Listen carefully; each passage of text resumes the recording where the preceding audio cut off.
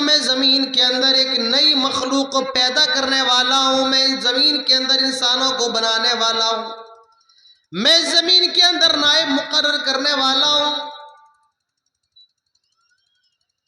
فرشتے اللہ تعالیٰ سے کہتے ہیں اتجعل فیہا من یفسد فیہا ویسفک الدماء،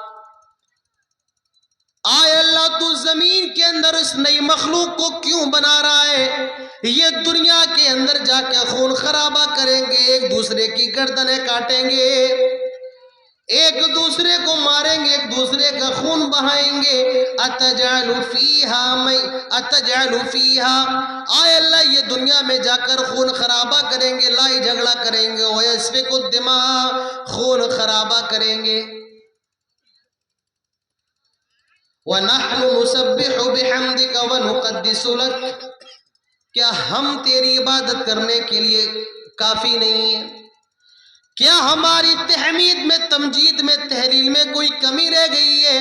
آئے اللہ ہم تیری عبادت کرنے والے فرشتے ہیں، آئے اللہ تیری عبادت میں کیا ہم سے کوئی کمی رہ گئی ہے؟ آئے اللہ کہ ہم نے تیری عبادت میں کوئی کمی کر دی ہے؟ اللہ تعالیٰ فرماتا ہے قال انی اعلم ما لا تعلمون، آئے فرشتوں جو میں جانتا ہوں وہ تم نہیں جانتے ہو، آئے فرشتوں جو مجھے معلوم ہے وہ تمہیں نہیں معلوم ہے۔ اللہ کے نبی ارشاد فرماتے ہیں لما صور اللہ آدم فی الجنہ وترکوا ما شاء، اللہ تعالیٰ جنت کے اندر حضرت آدم علیہ السلام کو بناتا ہے، کس کو؟ دنیا کے سب سے پہلے انسان کو، ساری دنیا کے لوگوں کے باپ کو آدم علیہ السلام کو بنا رہا ہے، دھرتی کے سب سے پہلے انسان کو بنا رہا ہے، اور کہاں بنا رہا ہے؟ فی الجنہ، جنت کے اندر بنایا۔ یہ انسان کا مقام ہے، اللہ تعالیٰ نے انسان کو جنت کے اندر بنایا، اپنے ہاتھوں سے بنایا۔ اللہ تعالیٰ آدم علیہ السلام کو جنت کے اندر بناتا ہے۔ وَصَوَّرَ اللَّهُ آدَمَ فِي الْجَنَّةِ، سب سے پہلے حضرت آدم علیہ السلام کی مورتی بنائی، اسٹیچو بنایا۔ جنت کے اندر ڈائریکٹ پورا آدم علیہ السلام کو نہیں بنا دیا گیا، سب سے پہلے حضرت آدم علیہ السلام کا ایک اسٹیچو اللہ تعالیٰ نے جنت کے اندر بنایا، اور اس کو جتنا چاہا اللہ تعالیٰ نے چھوڑ دیا۔ اب کتنا یہ اللہ کو معلوم، ایک منٹ، ایک سیکنڈ، ایک گھنٹہ، ایک دن، ایک سال، جتنا اللہ تعالیٰ نے چاہا اس کو چھوڑ دیا۔ اور اس کے بعد اللہ تعالیٰ نے روح ڈالی، روح، جیسے ہی روح حضرت آدم علیہ السلام کے جسم میں پڑتی ہے، حضرت آدم کی زبان سے نکلنے والا سب سے پہلا جملہ تھا الحمدللہ۔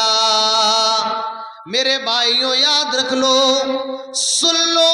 آدم علیہ السلام کی زبان سے نکلنے والا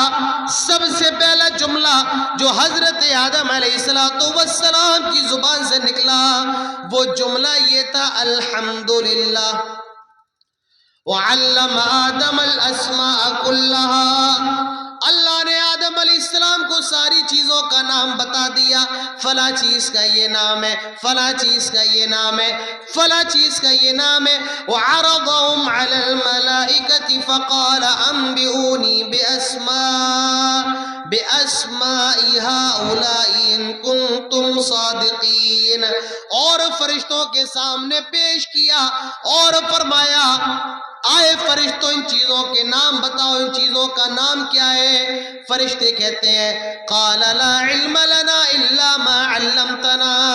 آئے اللہ ہمیں تو بس اتنا ہی معلوم ہے جتنا تو نے ہمیں بتایا ہے، آئے اللہ اس سے آگے ہمیں کچھ بھی نہیں پتا۔ اللہ تعالیٰ فرماتا ہے اے آدم انبئہم باسمائہم، تم ان ساری چیزوں کے نام بتاؤ۔ حضرت آدم نام بتاتے جا رہے ہیں، فلاں چیز کا یہ نام ہے، فلاں چیز کا یہ نام ہے، فلاں کا نام یہ زمین ہے، یہ آسمان ہے، اسے پانی کہا جاتا ہے، اسے آگ کہا جاتا ہے، اسے ہوا کہا جاتا ہے، اسے گیہوں کہا جاتا ہے، ساری چیزوں کا نام بتایا، اللہ تعالیٰ فرشتوں کو حکم دیتا ہے وَإِذْ قُلْنَا لِلْمَلَائِكَةِ اسْجُدُوا لِآدَمَ فَسَجَدُوا إِلَّا إِبْلِيسَ۔ اللہ تعالیٰ فرشتوں کو حکم دیتا ہے آئے فرشتوں آدم کو سجدہ کرو، اسجدوا لآدم، آدم کو سجدہ کرو، فسجدوا، سارے فرشتوں نے سجدہ کیا، الا ابلیس، لیکن ابلیس نے سجدہ نہیں کیا، ابلیس نے سجدے سے انکار کر دیا، سارے فرشتوں نے سجدہ کر لیا لیکن ابلیس نے فرشتوں سجدہ کرنے سے انکار کر دیا۔ اب ایک سوال یہ، کیا ابلیس فرشتہ تھا؟ نہیں، آپ اگر یہ سمجھتے ہیں کہ ابلیس فرشتہ تھا تو میں آپ کی اصلاح کے لیے بتا دوں، ابلیس فرشتہ نہیں تھا، بلکہ ابلیس کی اصل یہ تھی کہ وہ جنات تھا، آگ سے پیدا کیا گیا تھا۔ اللہ تعالیٰ سورہ کہف کے اندر فرماتا ہے کان من الجن ففسق عن امر ربہ، ابلیس جو تھا وہ جنات تھا لیکن اللہ تعالیٰ کی اتنی عبادت کیا کرتا تھا، اللہ تعالیٰ نے اس کو فرشتوں کا مقام دے دیا تھا، وہ فرشتوں کے ساتھ رہا کرتا تھا، وہ فرشتوں کے ساتھ اللہ کی عبادت کیا کرتا تھا، اللہ نے اس کو اتنا اونچا مقام دے دیا تھا کہ اس کو اللہ نے فرشتوں کی صف میں شامل کر دیا تھا۔ اللہ تعالیٰ نے جب یہ فرمایا اسجدوا لآدم، آئے فرشتوں آدم کو سجدہ کرو، اس حکم کے اندر ابلیس بھی شامل ہے، ابلیس نے انکار کر دیا اور کہنے لگا خلقتنی من نار، آئے اللہ تو نے مجھے آگ سے پیدا کیا ہے، وَخَلَقْتَهُ مِن طِينٍ، آئے اللہ تو نے آدم کو مٹی سے پیدا کیا ہے، انا خیر منہ، میں اس مٹی سے بہتر ہوں، اللہ تو نے مجھے آگ سے بنایا ہے، آگ سے پیدا کیا ہے، آگ جب جلتی ہے تو وہ اوپر کی طرف جاتی ہے اور مٹی نیچے کی طرف بیٹھتی رہتی ہے، آئے اللہ میں مٹی سے بہتر ہوں کیونکہ میری جو آگ ہے یہ اوپر کی طرف جاتی ہے، لیکن وہ یہ بھول گیا تھا کہ آگ چیزوں کو جلا دیتی ہے، آگ سے کوئی فائدہ نہیں ہوتا ہے، لیکن مٹی ایک ایسی چیز ہے اس کے اندر وہ اپنے اندر سے اناج بھی پیدا کرتی ہے، اپنے اندر سے پھل فروٹ بھی پیدا کرتی ہے، آئے اللہ میں آگ سے بنایا گیا ہوں، تو نے مجھے آگ سے بنایا، آدم کو مٹی سے بنایا، آئے اللہ میں اس کو سجدہ کیسے کر سکتا ہوں؟ اللہ تعالیٰ فرماتا ہے آبا، نافرمانی کر دی، آئے اللہ میں آدم کو سجدہ نہیں کروں گا، ایک سجدے سے انکار کر دیا، پوری زندگی سجدہ کرتا رہا،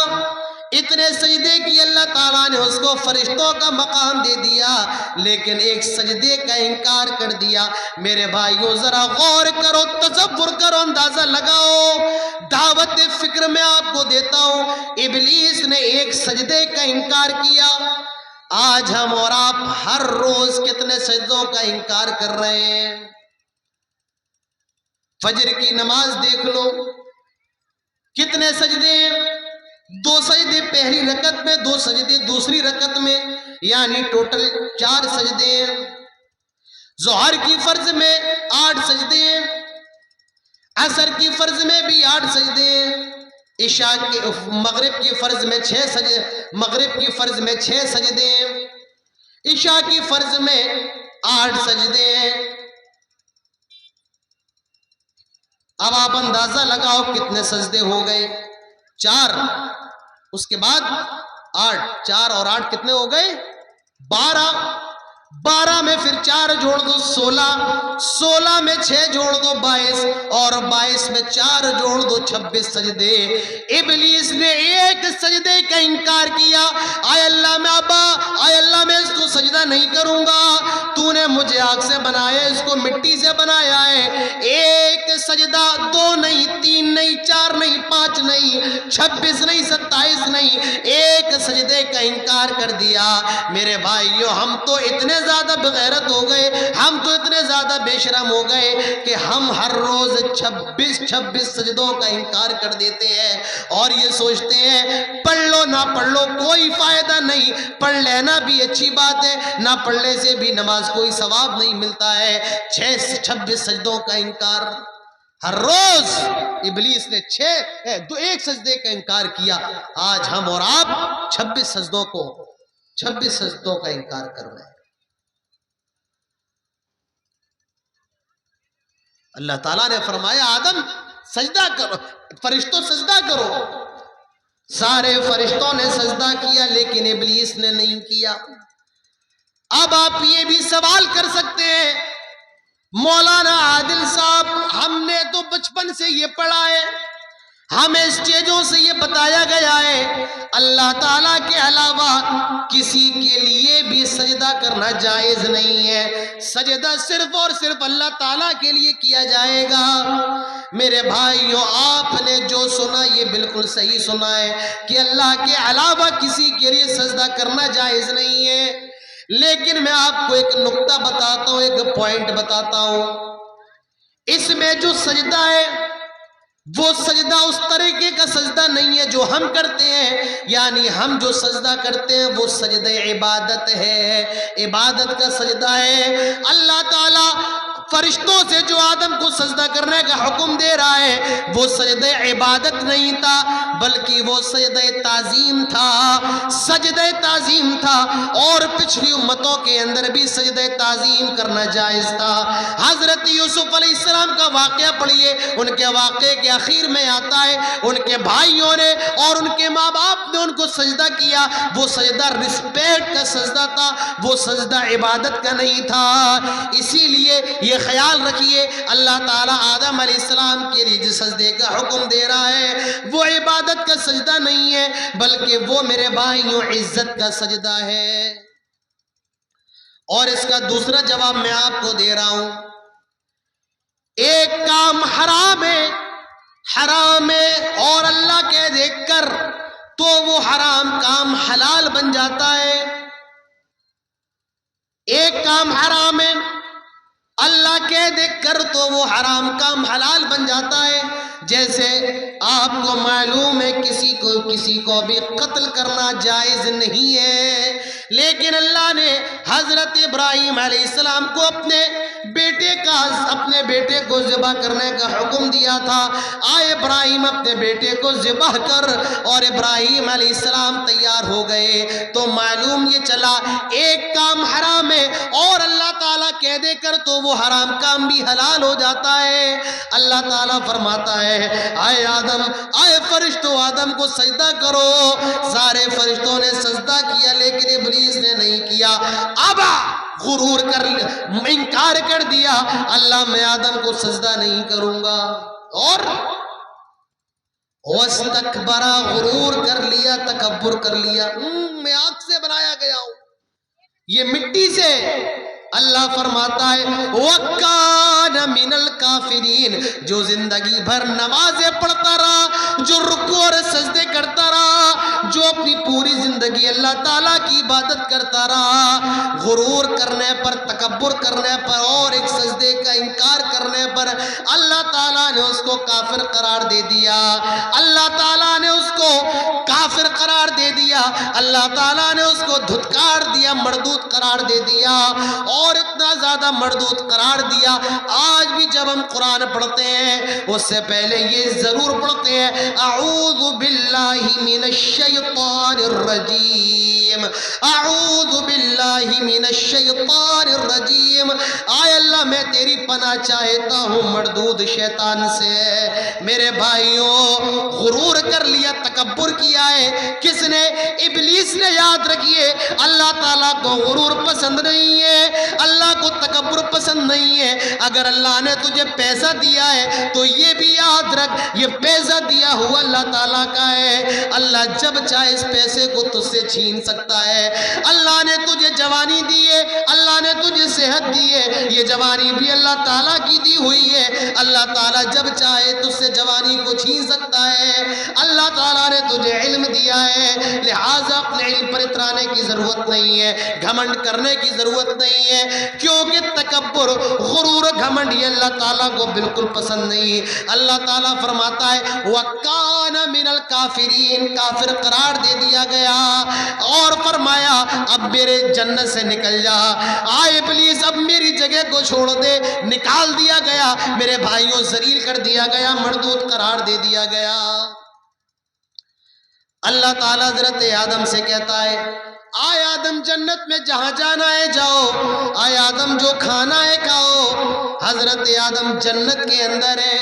اللہ کی جنت ہے، کتنی بڑی جنت ہے، اللہ کے نبی فرماتے ہیں جس کی لمبائی چوڑائی زمین و آسمان کے برابر ہے۔ حضرت آدم اتنی بڑی جنت کے اندر ہے، لیکن اچھا نہیں لگ رہا ہے، لیٹ گئے، سو گئے، اچھا نہیں لگ رہا ہے جنت کے اندر۔ میرے بھائیوں یہ انسان کی فطرت ہے کہ وہ اکیلا رہنا کبھی پسند نہیں کرتا ہے، انسان کبھی اکیلا نہیں رہ پاتا ہے۔ آپ کے گھر سے آپ کی امی چلے جائیں، ابو کہیں چلے جائیں ایک دو دن کے لیے، اور آپ کا گھر سونا ہو جائے، میرے بھائیوں کتنا عجیب لگتا ہے گھر کے اندر رہنا، لگتا کہ نہیں لگتا ہے؟ حضرت آدم بیچارے اکیلے، اچھا نہیں لگ رہا ہے، اچھا نہیں لگ رہا ہے۔ اللہ سو گئے، لیٹ گئے، اور جب سو کر کے اٹھتے ہیں تو دیکھتے ہیں کہ ایک عورت لیٹی ہوئی ہے، بغل میں خاتون لیٹی ہوئی ہے، اور وہ خاتون کون ہے؟ ہم سب کی ماں حوا علیہ السلام ہے۔ اللہ نے حضرت آدم کی پسلی سے حوا کو پیدا کیا، حضرت حوا علیہ السلام کو پیدا کیا، اور پیدا کرنے کے بعد اللہ تعالیٰ فرماتا ہے یا آدم اسکن انت وزوجک الجنہ، آئے آدم تم اور تمہاری بیوی جنت میں جہاں جانا ہے جاؤ، آئے آدم تم اور تمہاری بیوی جنت میں جہاں جانا ہے جاؤ، جو کھانا ہے کھاؤ، جہاں جانا ہے جاؤ۔ حضرت آدم اپنی بیوی حضرت حوا کے ساتھ ہے۔ بہت سے لوگ سوال کرتے ہیں کہ آدم اور حوا کا نکاح کس نے پڑھایا؟